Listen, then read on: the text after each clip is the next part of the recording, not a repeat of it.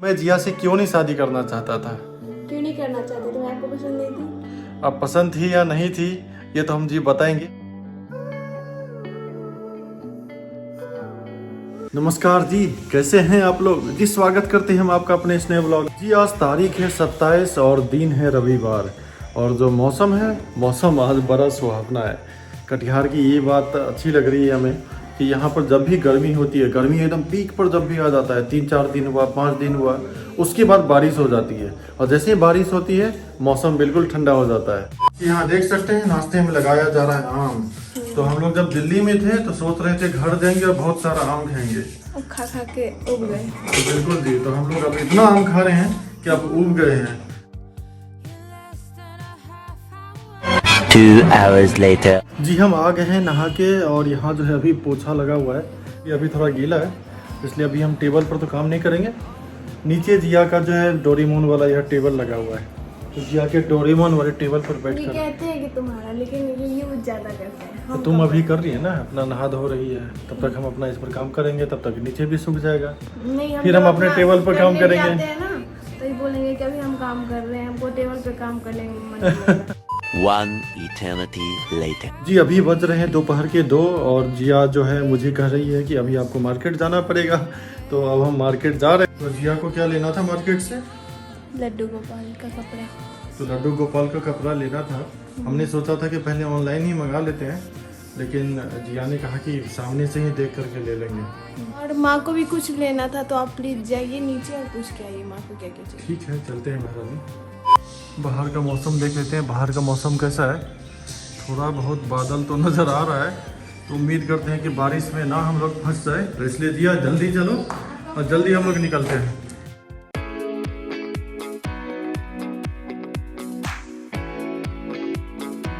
हम पहुंच गए हैं दुकान और जिया पीछे जो है लड्डू गोपाल का पोशाक ढूंढ रही है।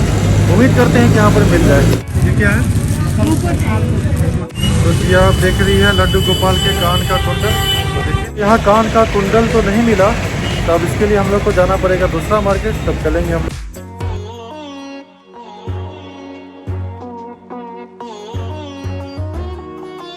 ये तो हाथ का है ना वाला, कान का ढूंढ रही है। कान की टाइप का, लेकिन कुंडल टाइप का जो होता है। कुंडल टाइप का बांसुरी चाहिए। हाँ, बांसुरी भी चाहिए, इसी साइज का चाहिए। और है क्या आपके पास? हाँ।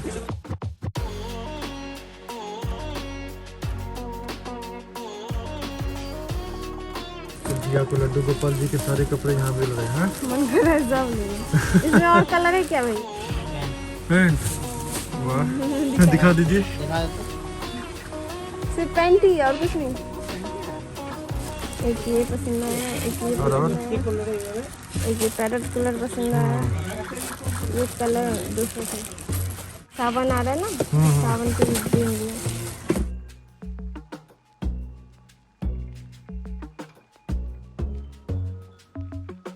जिया का जो है लड्डू गोपाल का सारा सामान मिल गया है, अब चलें।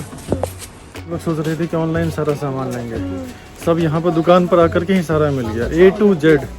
और इतने सारे सामान थे लड्डू गोपाल जी के। और 5 मिनट बैठते ना, हाँ तो आते रहता सामान और हम मना नहीं जाता। हमें लगा था 5 मिनट 10 मिनट का काम होगा, लेकिन आधा घंटा अभी लग चुका है। तो जिया ने अब खरीद लिया जितना भी मन भर के खरीदना था। A few moments later. अपनी डेकोरेशन के लिए जिया यहाँ आई है सामान लेने के लिए।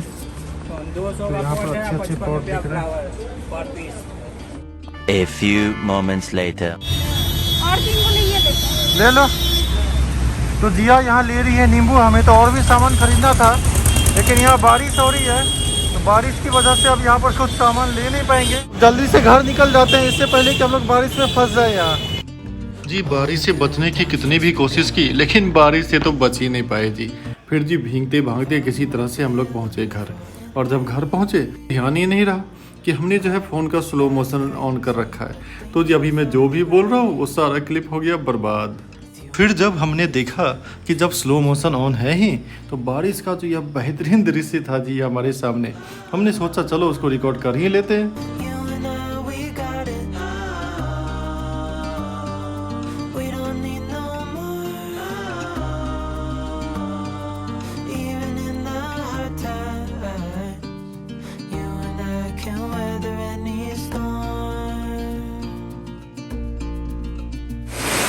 बाहर देख रहे हैं कितनी बारिश हो रही है, जबरदस्त बारिश हो रही है जी।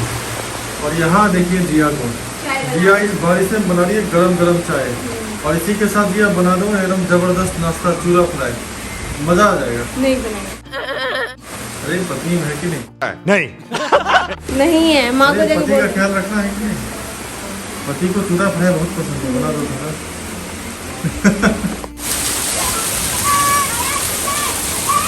और ये देखिए बच्चों की सेना, उनकी अपनी एक अलग ही दुनिया है।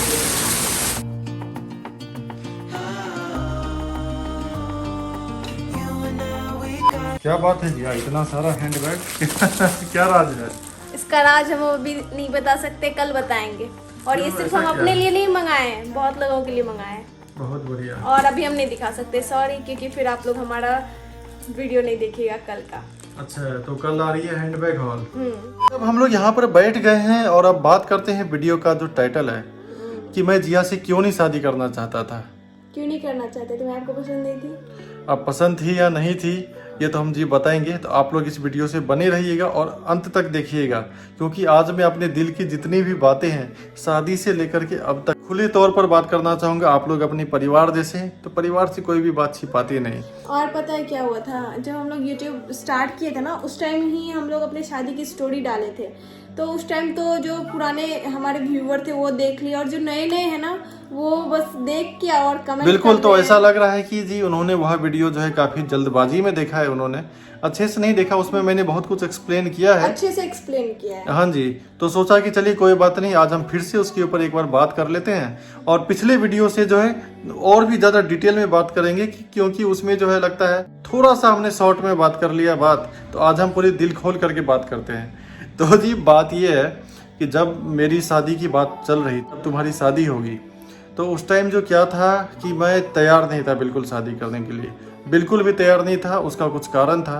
कारण ये था जी, मैं अपने आप को बिल्कुल भी मैच्योर नहीं समझता था कि मैं मैच्योर हो गया हूँ, कि मैं शादी जैसी जिम्मेदारी संभाल लूँगा। मम्मी पापा जो है कई बार उनको लगता भी था कि यह जो है कैसे अपना ज़िंदगी आगे गुजारेगा, बिल्कुल भी मैच्योरिटी इसके अंदर नहीं दिख रही। अभी भी बचपना जैसा है। जब इसके दोस्त आए तो दोस्त के साथ घूमने चले जाए, कहीं पर दिखे क्रिकेट खेलते हुए तो अभी भी क्रिकेट खेलने चले जाता है। अभी भी जाते हैं। और भी कुछ कुछ ऐसी ऐसी एक्टिविटी है जिससे मम्मी पापा को लगता था, और जी माँ बाप के लिए तो हम हमेशा बच्चे ही होते हैं। लेकिन उन्होंने सोचा कि चलो अब इसकी शादी कर देते हैं तो इसके ऊपर जिम्मेदारी आएगी, तो अब ये हो सकता है कुछ बदल जाए। और बात ये है कि बदला भी मैं। अब जो भी रिलेटिव मिलते हैं, जो भी हमारे रिश्तेदार मिलते हैं, जो भी हमारे दोस्त मिलते हैं, जब भी मुझे देखते हैं, जब भी मिलते हैं, ये बात तो जरूर बोलते हैं, यार शाश्वत बदल गया है तू, तेरे अंदर लेकिन अपनी बड़ाई खुद ही करनी है। अरे सही बात है, अब पत्नी महारानी की वजह से यह चेंज आया, तो बड़ाई तो पत्नी महारानी का हुआ ना इसमें। और हाँ जी, और जो मेरा दूसरा कारण था जो मैं शादी नहीं करना चाह रहा था, स्टेबिलिटी नहीं थी जी। मैं जिस ऑर्गेनाइजेशन में काम कर रहा था, भले मैं उसमें 6 साल टिक करके काम किया, लेकिन मैं वहाँ पर परेशान हो चुका था वहाँ के इंटरनल पॉलिटिक्स से। जो भी आप लोग कॉरपोरेट में काम करते होंगे या किसी ऑर्गेनाइजेशन में काम करते होंगे, हो सकता है आप लोग भी झेलते ही होंगे, लगभग हर जगह होता है ये। लेकिन ये मेरे साथ क्या है कि मुझे लगता है कि मैं थोड़ा ज़्यादा सेंसिटिव हूँ, थोड़ा ज़्यादा इमोशनल हूँ। इनको ना लोड नहीं लिया जाता है, जैसे आप कुछ बोलोगे ना ये लोड नहीं ले पाते हैं। बिल्कुल जी, बहुत जल्दी इमोशनल हो जाते हैं, बहुत जल्दी गुस्सा भी हो जाते हैं। जहाँ भी अच्छे खासे लोग रहते हैं तो वहाँ पर कुछ लोग जो होते हैं जी थोड़े 8वें अजूबे, बैक स्टैबिंग करना, इधर उधर बात करना, एक माहौल बनाना, पॉलिटिक्स करना, वो करना, तो मुझसे नहीं झेला जाता था जी। मैं उस ऑर्गेनाइजेशन से कई बार निकल के भी बाहर आ गया था, लेकिन होता क्या था, वो लोग बुला लेते थे, कहते थे तुम आ जाओ यहाँ पर, तुम्हारी बहुत ज़्यादा ज़रूरत है, तुम बस इतने टाइम तक देख लो, उसके बाद तुम जाना चाहो तो तुम जा सकते हो। लेकिन जब जाते थे मुझे भी मन लग जाता था वहाँ, तो वहाँ रह लेते थे। लेकिन कुछ दिन रहने के बाद फिर वही सब शुरू। मुझे लग रहा था कि स्टेबिलिटी नहीं है, पहले मैं एक स्टेबल जगह चले जाऊँ, उसके बाद मैं शादी करूँगा और थोड़ा बैंक बैलेंस हो जाए वो चीज़। लेकिन मम्मी पापा कह रहे थे नहीं तुम शादी करो, बैंक बैलेंस का क्या दिक्कत है, जो भी होगा हम देखेंगे, करो तो शादी। तो एक कारण ये था जी। लेकिन जब शादी हो गई हमारी तो समझ जाइए कि लगता है कि मेरा दुनिया ही बदल गया बिल्कुल। अब जैसा सब कुछ चल रहा था मेरी ज़िंदगी में, मतलब स्टेबिलिटी नहीं थी, बहुत ही अनस्टेबल लाइफ था। बहुत हद तक स्टेबिलिटी आ गई। ऐसा नहीं कहेंगे कि पूरा आ चुका है स्टेबिलिटी, क्योंकि मैं जहाँ रहता हूँ कुछ ना कुछ लाइफ में अप डाउन चलता रहता है। तो सबकी लाइफ में चलता है अप डाउन। बिल्कुल जी। और जिया को भी थोड़ा बहुत ट्रेलर अब मिल गया होगा। पहले जब हमारी शादी फिक्स हुई थी ना, तो हमें लगता था कि ये कैसे हैं, इनको समझने में थोड़ा टाइम लगा, लेकिन अब बहुत अच्छे से समझ गए। मैंने पहले भी बोला आपको, ये इमोशनल बहुत ज़्यादा है। आप थोड़ा सा रो दोगे इनके सामने तो ये बहुत खुल के जो भी होगा लुटा देंगे आप पे। और लेकिन इनको गुस्सा भी बहुत जल्दी आता है। दोनों एक दूसरे को बहुत अच्छे से समझते हैं। जब भी ये गुस्सा होते हैं तो मैं बिल्कुल कुछ भी नहीं बोलती हूँ, और जब मैं गुस्सा होती हूँ तो ये कुछ नहीं बोलते हैं, बस जो बोलना है बोलो, हो गया। पहला जो कारण था जिसके कारण मैं शादी नहीं करना चाहता था, वह लगता था मेरा एज। जी, मुझे लग रहा था कि इस एज में मैं बिल्कुल भी शादी करने लायक अभी नहीं हूँ, क्योंकि मेरे जितने भी दोस्त थे किसी की भी शादी नहीं हुई। अब चलकर मेरा एक दोस्त जो है, हमारी शादी के 2 साल हो गए हैं। एज ज्यादा इम्पोर्टेंट नहीं था, इनकी दोस्त की शादी नहीं हुई थी वो ज्यादा इम्पोर्टेंट। बहुत तरह से कह भी सकते हैं, क्योंकि मुझे बड़ा थोड़ा अजीब लगा था यार, किसी भी दोस्त की शादी नहीं हुई और क्या जल्दबाजी है इतनी जल्दी शादी करने की। हाँ, तो मेरे साथ भी कुछ ऐसा ही था। हाँ जी, लेकिन मम्मी पापा अब अपने अनुसार देखते हैं जी कि क्या सही है क्या गलत है। और मुझे लगता है कि जो भी उन्होंने डिसीजन लिया उसके कारण मेरे लाइफ में बहुत कुछ बदलाव भी आया। तो वो अपने अनुसार सही ही सोचे, लेकिन हम होते हैं जी, हम अपने अनुसार सोचते हैं। तो मेरे एक दोस्त की अभी चलकर कुछ दिनों में शादी होने वाली है, शायद नवंबर या दिसंबर में, और बाकी दोस्त का तो अभी अता पता ही नहीं है कि कब शादी। जी, एज की बात कर ही रहे थे, तो एज के साथ आती है मैच्योरिटी। जी, मुझे तो लग रहा था कि मैं बिल्कुल भी मैच्योर नहीं हूँ शादी करने के लिए। तो चलिए, पत्नी आपको अपना एक्सपीरियंस बता रही है, तो जी मुझे लग रहा था मैं बिल्कुल भी मैच्योर नहीं हूँ। माँ भी बोलती है। अच्छा, कि कह रही है कि बेकार में शादी करती है इसका। नहीं। तो जी मेरा क्या है कि मैं एकदम चिल रह के जीने वाला इंसान हूँ। मैं किसी तरह की रिस्पॉन्सिबिलिटी नहीं लेता था। मेरे खाते में पैसे आए तो घूमने निकल जाए, कौन सा रेस्टोरेंट, कौन सा मतलब मूवी हॉल जो दिल्ली का होगा जहाँ हम नहीं गए हुए हैं। 6 से हम जिंदगी जीते थे और एकदम दोस्त यार में जीने वाला लड़का थे हम। तो लगता था कि शादी करने के बाद ये सब मेरा खत्म हो जाएगा। तो बताओ, खत्म हो गया आपका? बिल्कुल खत्म नहीं हुआ लेकिन थोड़ा बहुत अब कंट्रोल हो गया है, बस वही बात है। काम का लोड थोड़ा ज्यादा हो जाता है, इसमें जितना टाइम मिलता है उतना एंजॉय करते हैं। काम का लोड तो पहले भी था, लेकिन काम का लोड के बाद अब अलग से बीवी का लोड ज्यादा हो जाता है। वो भी शादी करने आए भड़क जाए, ऐसा बात नहीं बोल रहे हैं। जितनी कमियां थी इन्हीं के अंदर थी, है ना? नहीं, हो सकता है कि जो चीज हम बता रहे हैं बहुत लोग को ऐसा फीलिंग आता ऐसा होगा। लगता है, लेकिन ऐसा कुछ था नहीं। जी, अपने सारे दोस्तों में सही बात कहे, बात करते हैं ना, शादी कब करेगा यार, अभी एज किया हुआ है यार, अभी थोड़ा और पैसा कमा लेते हैं, ये चीज। लेकिन तो सभी को लगता है कि मेरा एक बैंक बैलेंस अच्छा होना चाहिए। तो जी, बैंक बैलेंस पर बात करेंगे हम कि जब हम शादी किए थे मेरा बैंक बैलेंस बहुत ज़्यादा लो था, और जब शादी कर लिए थे उसके 2-3 बाद जो हम कुछ झेले हैं क्या कहे जी, हो सकता है इससे भी कई ज़्यादा कुछ लोगों ने झेला होगा, लेकिन बहुत लोग इस चीज़ को नहीं झेल पाएंगे। तो वह इस वीडियो में नहीं बताएंगे, उसके ऊपर बात करेंगे किसी अगले वीडियो में। तो अब बात करते हैं जी, ये चलिए, अभी तक तो आपको लग रहा होगा कि खाली निगेटिव बात किया है हमने। अब बात करते हैं जी शादी के बाद जो मेरे अंदर सकारात्मक चेंज आया है, कुछ सकारात्मक बदलाव आया है मेरे अंदर। वह यह है कि जो बात चल रहा था ना रिस्पॉन्सिबिलिटी लेने की, तो मैं थोड़ा बहुत अब रिस्पॉन्सिबल हो गया हूँ।